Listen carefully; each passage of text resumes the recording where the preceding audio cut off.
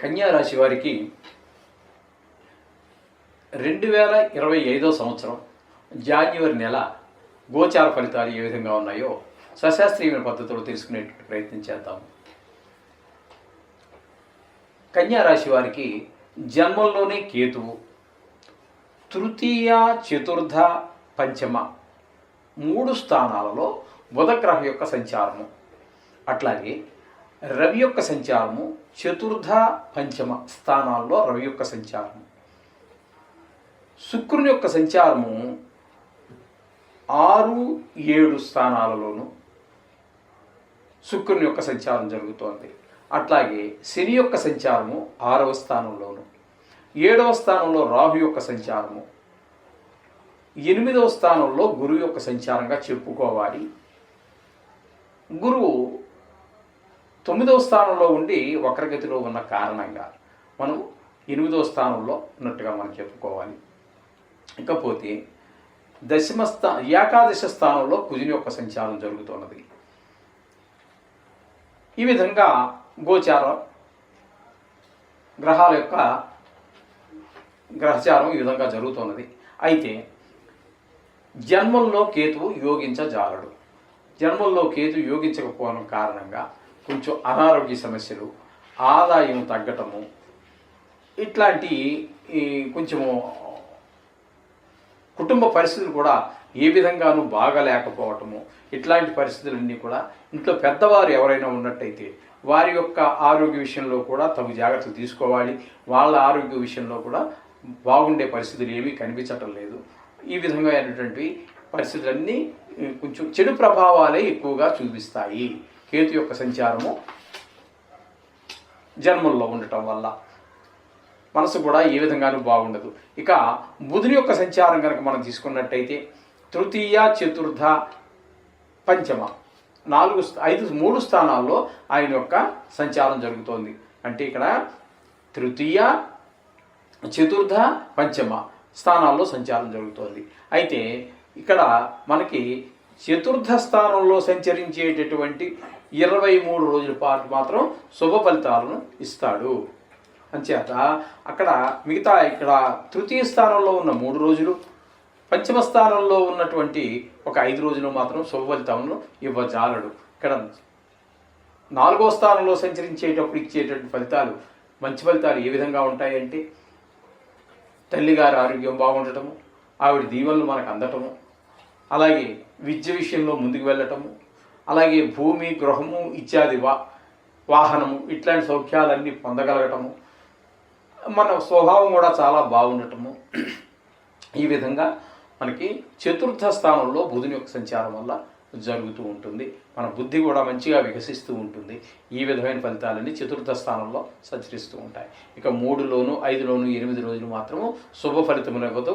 5వ స్థానంలో సంచరించేటటువంటి 5 రోజులు మాత్రం అది కూడా పిల్లల చదువు మీద, ఆరోగ్యాల మీద కొంచెము దెబ్బతీసేటటువంటి అవకాశం గోచరిస్తూ ఉన్నది. ఇకపోతే రవి యొక్క సంచారం తీసుకున్నట్టయితే చతుర్థ, పంచమ స్థానాలలో రవి యొక్క సంచారం జరుగుతోంది. చతుర్థ, పంచమ స్థానాలలో రవి యొక్క సంచారం శుభ ఫలితాలను ఇవ్వజాలదు. ఇందాక మనం ఎట్లయితే చెప్పుకున్నామో అలాగే విద్య విషయంలో కానీ, భూమి విషయంలో కానీ, వ్యాపారం విషయాల్లో కానీ కొంచెము మనకి ఇబ్బంది కలిగించేటటువంటి పరిస్థితులే రవి వల్ల ఉన్నాయి. ఆరోగ్యం కూడా కొంత క్షీణించడం అంటే కొంచెము చిన్నపాటి జలుబు, దగ్గు, జ్వరాలు వచ్చే అవకాశం ఉంది. అలాగే పంచమ స్థానంలో ఉన్నప్పుడు కూడా పిల్లల ఆరోగ్యం మీద, పిల్లల చదువు మీద కూడా దెబ్బతీసే అవకాశం కనిపిస్తుంది. మొత్తం మీద రవి మాత్రం ఖచ్చితంగా 2 స్థానాల్లోనూ కూడా శుభ ఫలితములను ఇవ్వటం లేదు ఎవరికి, ఈ కన్యా రాశి వారికి. ఇంకా శుక్రుడి కనుక మనం తీసుకున్నట్టయితే 6, 7 స్థానాల్లో సంచారం చేస్తూ ఉన్నారు. శుక్రుడు 6, 7 స్థానాల్లో 2 స్థానాల్లోనూ కూడా శుభ ఫలితాలు ఇవ్వజాలడు. డబ్బులు చేతికి రాకపోవటము, అప్పులు చేయవలసిన పరిస్థితులు రావటము, అలాగే మనకి శత్రువులుగా మారటము, అట్లాగే మంచి మిత్రులుగా ఉన్నవాడు కూడా ఎందుకులో కొంచెం మొహం చాటేసుకుంటూ తిరగటము, అలాగే కలహాలు, అపకీర్తి ఇత్యాదులన్నీ కూడా జరిగే అవకాశం మనకి గోచరిస్తుంది. 6 స్థానంలో 7వ స్థానంలో సంచారం చేసేటప్పుడు భార్యాభర్తల మధ్యన, అలాగే భాగస్వామ్యంలో ఇద్దరు ముగ్గురు కలిసి ఏదైనా వ్యాపారం చేస్తున్నట్టయితే వారి మధ్యన కూడా కొంచెం భేదాభిప్రాయాలు వచ్చే అవకాశం మనకి స్పష్టంగా గోచరిస్తూ ఉంది ఈ శుక్రుని యొక్క ప్రభావం. అంచేత వీరు లలిత కళల్లో ఉన్నటువంటి వారు, సంగీతం కానీ నృత్యం కానీ ఇట్లాంటి వారిలో ఎవరికి రాణింపు కనపడదు. అలాగే సినిమా రంగంలో ఉన్నటువంటి వారికి కానీ, టీవీ రంగంలో ఉన్నటువంటి వారికి కానీ, సోషల్ మీడియాలో ఉన్నటువంటి వారికి కానీ, లేదు మన షేర్ మార్కెట్లో పెట్టుబడి పెట్టేటటువంటి వారికి కానీ ఏ మాత్రమో అనుకూలమైనటువంటి కాలం కాదు ఈ నెల రోజులు కూడా, జనవరి. ఇది మనకి స్పష్టంగా గోచరిస్తూ ఉంది. అలాగే రవి కూడా అనుకూలంగా లేని పరిస్థితి, శుక్రుడు అనుకూలంగా లేనటువంటి పరిస్థితి. కాబట్టి పెట్టుబడులు పెట్టేటప్పుడు ఆలోచించి పెట్టండి, పెట్టకపోవటమే మంచిది, ఈ నెల రోజులు ఆగటమే మంచిది. ఇకపోతే శని యొక్క సంచారము 6వ స్థానంలో జరుగుతోందండి. 6వ స్థానంలో శని యొక్క సంచారం మాత్రం శుభప్రదమైనటువంటి ఫలితాలన్నీ ఇస్తూ ఉన్నాడు. ఆరోగ్యం బాగుంటుంది, అప్పులు పుడతాయి. అప్పులు పుడుతున్నాయి కదా చేయమాకండి. మనకు రావాల్సిన అప్పులు ఏమైనా ఉన్నట్టయితే వసూలు అవుతూ తీసుకోండి. కొత్త రుణాలకి పెద్ద దానికి తీసుకోవడానికి ప్రిఫరెన్స్ ఇవ్వకండి. ఎందుకంటే ఈవేళ తీసుకోవడం బాగానే ఉంటుంది, కానీ మళ్ళీ రేపు మర్నాడు తిరిగి చెల్లించవలసి వచ్చినప్పుడు అనేక ఇబ్బందులు ఏర్పడుతూ ఉంటాయి. మనం ఊహించింది ఒకటవుతూ ఉంటుంది, జరిగేది ఒకటవుతూ ఉంటుంది. అప్పు తీసుకున్నవాడు ఇచ్చిన వాడికి ఎప్పుడు లోకుగానే ఉంటాడు. కొన్ని సందర్భాలలో మనం ఇవ్వలేనప్పుడు వారి నోట్లో నుంచి కఠినమైన మాటలు వినిపిస్తూ ఉంటాయి. జీవితంలో చాలా బాధపడవలసినటువంటి మాటలు కూడా విసురుతూ ఉంటారు వాళ్ళు, అప్పులు ఇచ్చేటటువంటి వారు. అందుచేత ఎవరో డబ్బులు ఇస్తున్నారు కదా అని అవసరం అయితేనే, ఇంకా తప్పదు అనుకుంటేనే దానికి ఒక మార్గం ఉంది తీర్చేయటానికి అన్నప్పుడు మాత్రమే అప్పులు తీసుకునే ప్రయత్నం చేయండి. ఇకపోతే రాహు యొక్క సంచారము 7వ స్థానంలో నడుస్తోంది. ఇది కూడా భార్యాభర్తల మధ్యన అన్యోన్యత లోపించడానికి ఒక కారణము. మీ ఆలోచన ధోరణి వేరుగా ఉంటుంది, ఆవిడ ఆలోచన ధోరణి వేరుగా ఉంటుంది. అలాగే మనం ఎవరితోనో కలిసి వ్యాపారం చేస్తున్నాం, వాళ్ళతో పరిస్థితి కూడా అంతే. వాళ్ళ ఆలోచన ధోరణి వేరు. ఇక్కడ మీకు ఏంటంటే భార్య విషయంలో కానీ, పెట్టుబడి విషయంలో కానీ రాహు కానీ, శుక్రుడు కానీ, రవి కానీ అనుకూలించట్లేదు. అంచేత ఎక్కువ గ్రహాలు కొంచెం ప్రతికూలంగానే ఉన్నాయి మనకి. అలాగే గురువు యొక్క సంచారం కూడా మనకి అంత శుభప్రదంగా లేదండి కన్యా రాశి వారికి. కారణం ఏమిటి అంటే ఆయన భాగ్యంలోనే ఉన్నాడు నిజానికి, కానీ వక్రగతి చేత మనకి అష్టమ ఫలితాలు మనం చెప్పుకోవాల్సి వస్తే గురు బలం లేనట్టే. అష్టమ స్థానంలో ఆయన ఉండటం వల్ల ధన నష్టం జరిగే అవకాశం ఉంది, కలహాలు వచ్చేటువంటి అవకాశం ఉంది, అపవాదులు పాలయ్యేటువంటి అవకాశం ఉంది. ఈ విధమైనటువంటి పెద్ద పెద్ద కష్టాలు వచ్చేటువంటి అవకాశం కూడా ఎక్కువగా గురువు వల్ల కనిపిస్తుంది. అందుచేత గురు బలం లేనట్టే లెక్క. ఇక పోయినట్టయితే ఏకాదశి స్థానంలో కుజుని యొక్క సంచారం జరుగుతోంది. ఏకాదశి స్థానంలో కుజుని యొక్క సంచారం చాలా శుభప్రదమైనటువంటి ఫలితాలు ఇస్తుంది, కానీ అది కొద్ది రోజులు మాత్రమే. ఎందుకంటే కొద్ది రోజుల తర్వాతను ఆయన వక్రిస్తున్నారు. వక్రించిన కారణంగా ఏమవుతుందంటే దశమ స్థానంలోకి వెళ్తున్నారు.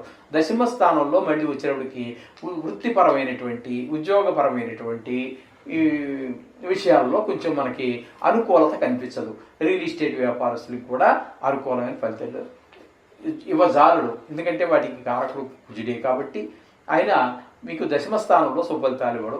కానీ స్థానంలో ఉన్నారు కాబట్టి అక్కడ మాత్రం మీకు శుభప్రదమైనటువంటి ఫలితాలన్నీ ఇస్తూ ఉంటారు.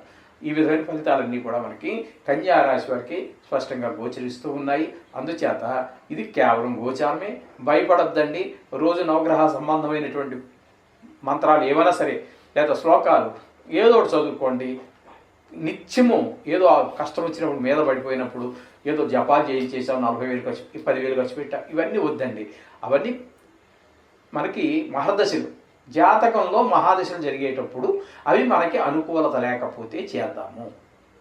అంతేగాని ఈ గోచార ఫలితాలకి, వార ఫలితాలకి, 15 రోజుల ఫలితాలకి మీరు అన్ని బెంగారు పడిపోక్కర్లేదండి. ఇది కేవలం మీ ఒక్కరిదే కూడా కాదు, ఇది సామూహికమైనటువంటిది, రాశిగతమైనటువంటి ఫలితాలు తెలియజేస్తుంది. మీ వ్యక్తిగత జాతకం రాయించుకోండి, మా చేత రాయించుకోండి. దానికి దీన్ని అనుసంధానం చేసుకుని చూసుకుంటే మీకు ఖచ్చితమైన ఫలితం వస్తుంది. అలా అని చెప్పేసి పూర్తిగా మీరు గోచారాన్ని పక్కన పెట్టడానికి లేదు.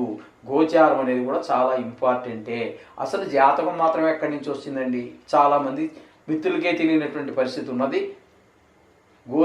జాతకం అంటే కూడా మీరు ఏదో రోజున పుట్టారండి, 1950లో ఎప్పుడో పుట్టారు, మీకు ఇప్పుడు 70 ఏళ్ళు అనుకుందాం సపోజ్.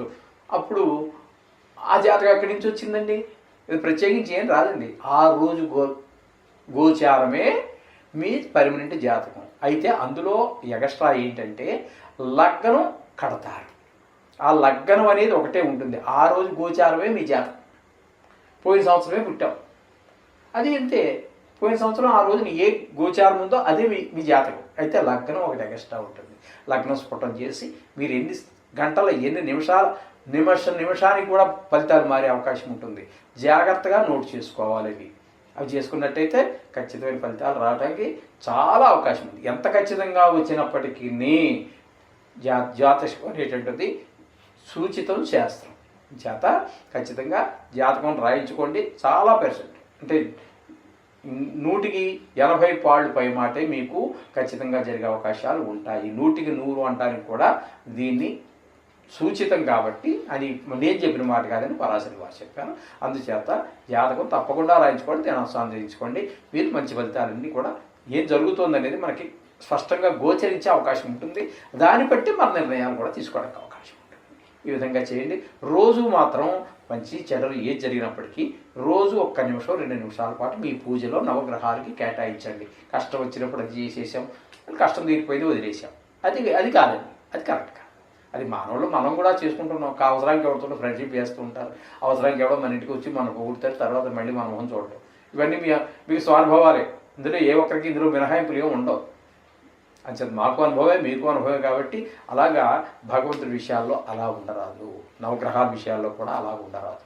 ఓకే, గమనించండి. మంచి జరుగుతుంది. శుభం భూయాత్.